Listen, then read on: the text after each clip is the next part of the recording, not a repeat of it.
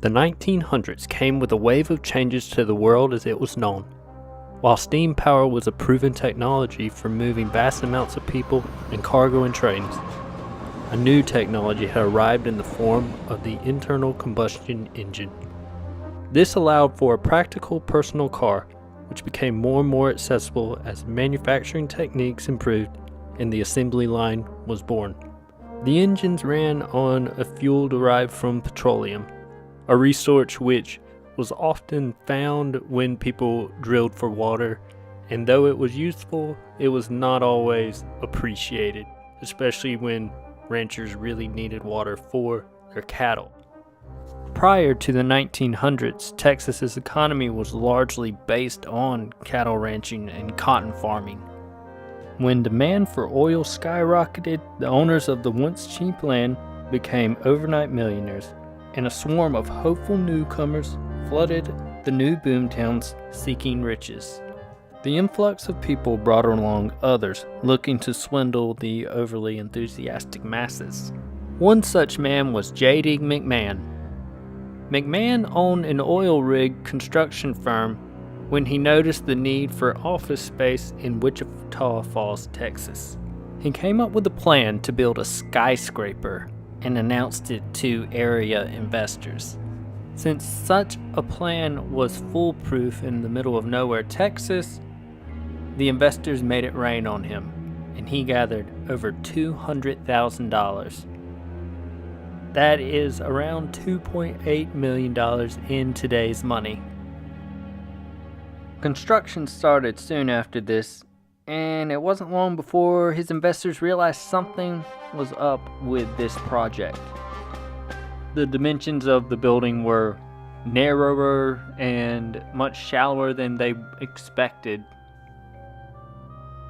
They soon found out that the dimensions that were on the contract were not in feet, but in inches.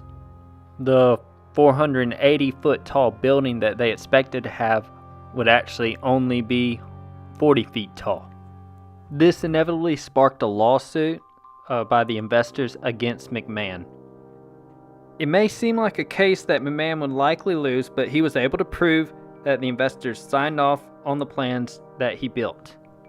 The investors had overlooked the key details in the contract that they signed, and they ended up paying for it.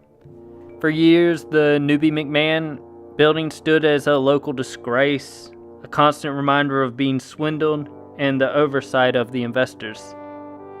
The office space was in use until a fire destroyed much of the internals. After that, the building sat for years. Some wanted to destroy it, but before that was able to go through, some saw the value in the structure. It was renovated and declared a National Historic Landmark. Not only is it a building that came out of the oil boom, it is a symbol of a not insignificant part of the economy and culture that came with that era. You can't save a single game of three-card money, but you can keep a building built by a con man. I guess there's two lessons you could take from the Newby-McMahon building. Always read your contracts thoroughly, or be very good at writing them. Thank you for watching this video about the Newby-McMahon building. I find really small, obscure stories of history to be interesting, so I figured I'd make a video on it. If you would like to see more content, I've got probably 20 videos that I at least have thoughts on doing. Subscribe for more. Thank you once again. And screw it, if you want to follow me on Twitter, I don't post on it, but yeah, it's still @Rodunda.